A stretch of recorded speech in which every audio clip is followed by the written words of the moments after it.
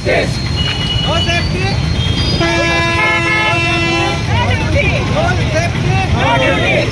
We want Justice. We want Justice. We want Justice. We want justice. We want justice. We want justice. We want justice. We want justice. We want justice. We want justice. We want justice. We want justice. We want justice. We want justice. We want justice. We want justice. We want justice. We want justice. We want justice. We want justice. ఉద్యోగుల ఐక్యత ఉద్యోగుల ఐక్యత ఉద్యోగుల ఐక్యత ఉద్యోగుల ఐక్యత ఉద్యోగుల ఐక్యత We want justice. We want justice. We want justice. Justice, justice. We want justice. Justice, justice. We want justice. Justice, justice. We want justice. ఉద్యోగుల ఐక్యత ఉద్యోగుల ఐక్యత ఉద్యోగుల ఐక్యత ఉద్యోగుల ఐక్యత ఉద్యోగుల ఐక్యత రక్షణ వీళ్ళ రక్షణ వీళ్ళ రక్షణ వీళ్ళ రక్షణ We want justice. We want justice. అత్యాచారం చేసిన వారిని వెంటనే అత్యాచారం చేసిన వారిని వెంటనే అత్యాచారం చేసిన ఎవరైనా సరే వారిని వెంటనే We want justice. We want justice. ఉద్యోగుల ఐక్యత ఉద్యోగుల ఐక్యత ఉద్యోగుల ఐక్యత ఉద్యోగుల నువ్వు కూడా correct We want justice. We want justice. We want justice. No duty.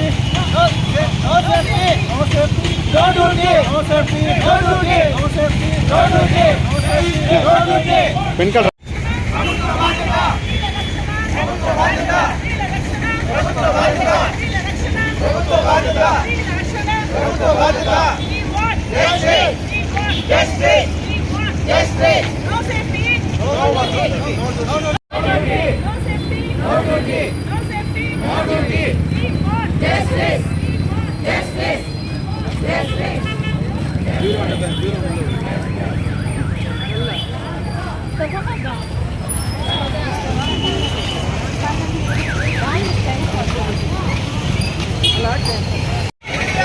అత్యాచారం చేసిన వారిని వెంటనే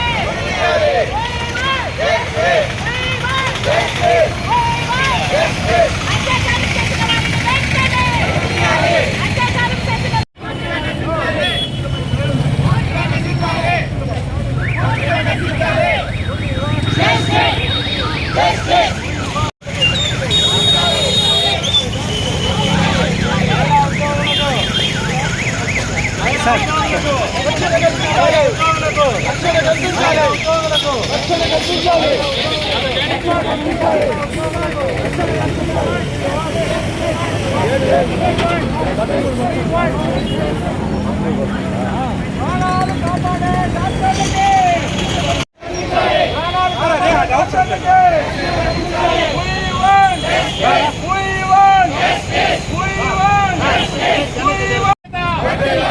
ఉద్యోగుల ఐక్యత ఉద్యోగుల ఐక్యత ఉద్యోగుల ఐక్యత We want justice. We want justice. We want justice. We want justice. Justice, justice. We want justice. Justice, justice. We want justice. Justice, justice. We want justice. ఉద్యోగుల ఐక్యత ఉద్యోగుల ఐక్యత ఉద్యోగుల ఐక్యత ఉద్యోగుల ఐక్యత ఉద్యోగుల ఐక్యత ఉద్యోగుల ఐక్యత We want justice. We want justice. We want justice. We want justice. Justice, justice. We want justice. Justice, justice. We want justice. Justice, justice. We want justice. We want justice. We want justice. We want justice.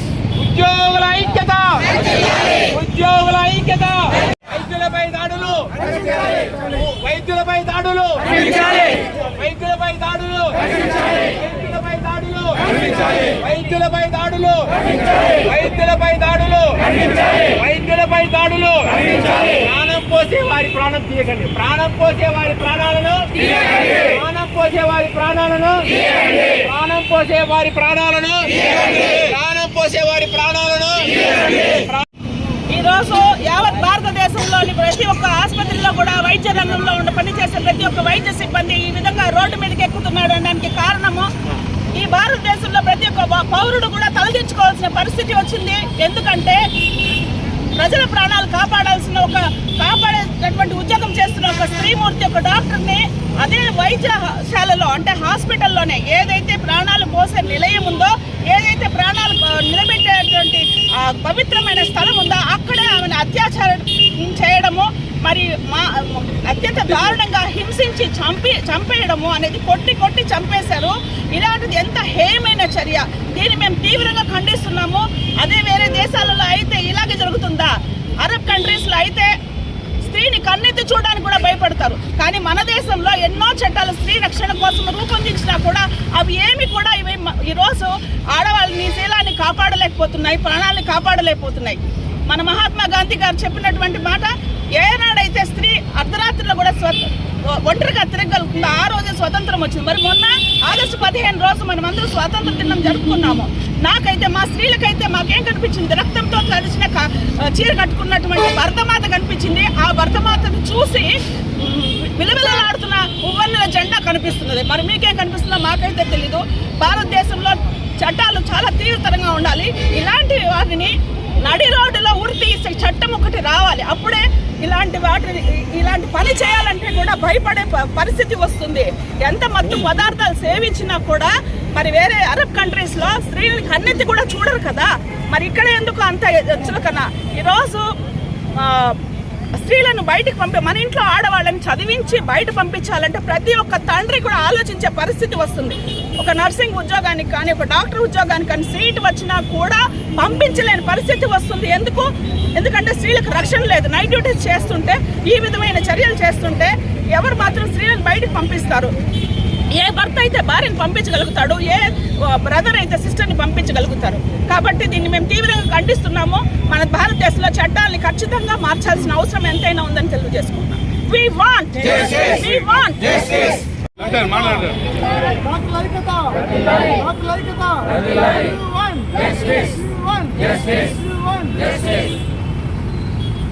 ఈరోజు భారతదేశం అంతా సిగ్గుతో చచ్చిపోయింది.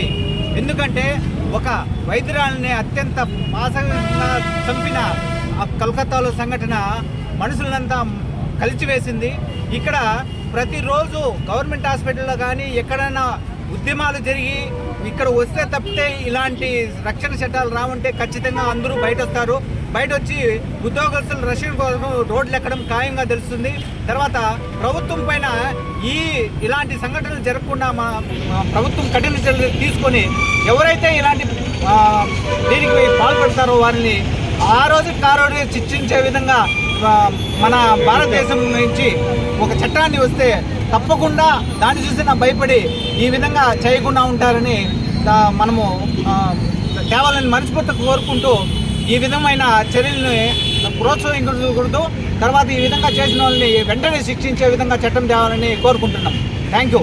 We want justice. We want justice. We want justice. కాపాడే వాళ్ళకి ఇలా ఉండేటప్పుడు ఎట్లా ఏం చేసేది? ఈరోజు భారతదేశం అంతా భారతదేశంలో ప్రజలంతా సిగ్గుపడాల్సిన విషయము. ఎందుకంటే 9వ తేదీ రాత్రి ఒక మహిళా వైద్యురాలు 36 గంటలు కంటిన్యూస్గా డ్యూటీ చేసి ఒక 2 hours రెస్ట్ తీసుకుందామని సెమినార్ రూమ్లోకి వెళ్తే అత్యంత దారుణంగా సామూహికంగా రేప్ చేసి మర్డర్ చేసి, అది చూస్తే కన్నా ఎవరికైనా ఎటువంటి వారికైనా మనకు కళ్ళ వెంబడి నీళ్ళు వస్తాయి. అంత దారుణంగా రేప్ చేసి మర్డర్ చేసినారు. అది చనిపోయిన వెంటనే 11 గంటలకి చనిపోయిందని వాళ్ళ పేరెంట్స్కి ఇంటిమేట్ చేసినారు. ఇది చాలా అత్యంత దారుణం. అదిగాక దీన్ని అక్కడ ఉండే మెడికల్ కాలేజ్ వాళ్ళు కూడా ఇంక్లూడింగ్ అంటే ప్రిన్సిపల్ కానీ దీంట్లో మినిస్టర్స్ కూడా ఇన్వాల్వ్ అయినారు. ఎందుకంటే వాళ్ళ పిల్లలు కూడా ఉన్నారు. మొత్తం అన్నీ మనం వీడియోస్ చూస్తే చాలా దారుణంగా ఉంది. రీసెంట్గానే మనము తెలంగాణలో జరిగినట్టు అదే తెలంగాణ టోల్ గేట్ దగ్గర ఒక మహిళని రేప్ చేసి చంపినారు. అప్పుడు వెంటనే ఎన్కౌంటర్లో చంపేసినారు. ఆ విధంగా చట్టాలు మన భారతదేశంలో తీసుకురావాల. అంతేగాని ఇది కోర్టుకి సెక్షన్ ప్రకారము ఇదంతా పోతే వాళ్ళు ఇన్ఫ్లుయెన్స్ ఉపయోగించి వెంటనే మళ్ళీ రిలీజ్ కావడం ఇవన్నీ జరుగుతాయి. అప్పటికప్పుడే వాళ్ళను దోషులను తేలిన వెంటనే ఉరిశిక్ష తీయాలి. ఎవరైతే దానికి బాధ్యురాలు ఏంటారో వాళ్ళ ముందరే వాళ్ళ కళ్ళెదుటే వాళ్ళు ఉరిశిక్ష చేసి నిలువుగా కాల్ చేస్తే కానీ అటువంటి చట్టాలు తీసుకురావాలి. అటువంటి చట్టాలు తీసుకొస్తే మన మహిళలు అప్పుడు మనకు స్వతంత్రంగా సెక్యూరిటీ ఉంటుంది. అప్పుడు మనకు నిజంగా స్వాతంత్రం వచ్చినట్టు. మనకి ఇప్పుడు 75 సంవత్సరాలు వచ్చింది స్వాతంత్రం వచ్చి. నా దృష్టిలో అయితే స్వాతంత్రం మనకి ఇంకా రాలేదు. ఎందుకంటే ప్రతి ఒక్క మహిళకి రక్షణ కల్పించాలి. చట్టాలు అంత కఠినంగా తీసుకొస్తేనే మన భారతదేశము భరతమాత అంటే గర్వంగా తిరుగుతుంది.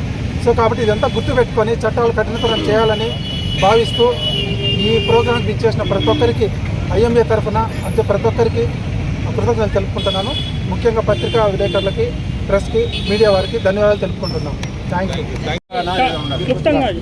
ఈరోజు ఈ కార్యక్రమం క్యాండిల్ లైటింగ్ డే అనేది మనం ఎందుకు చేసుకున్నామంటే ప్రపంచంలో ప్రతి మహిళకి ఏ మాత్రం సేఫ్టీ లేదు. ఇంతెందుకు ఒక పిఎస్సిలో పనిచేయాలంటే ఒక డాక్టర్ ఉంటే 75 మంది మహిళలు పనిచేస్తారు. కానీ ప్రతిరోజు ఉదయం నుంచి సాయంత్రం వరకు కూడా 24 గంటలు కూడా ప్రతి సమస్యలోనూ ప్రాణం పోసేవాళ్ళు డాక్టర్లు, ప్రాణం పోసేవాళ్ళు వైద్యాధికారులు. అలాంటి వారికి కూడా సేఫ్టీ లేకపోతే అసలు ప్రపంచంలో చెప్పుకోవడానికి సిగ్గుచేటుగా ఉంది. కానీ ఒక మాట నేను చెప్పదలుచుకున్నాను, ప్రభుత్వంలో ఏ ఒక్కటైనా కానీ ఆడవాళ్ళని చూసే చూపు, అక్కని కానీ చెల్లిని కానీ తల్లిని కానీ చూసే చూపులో మార్పు ఉండాలి.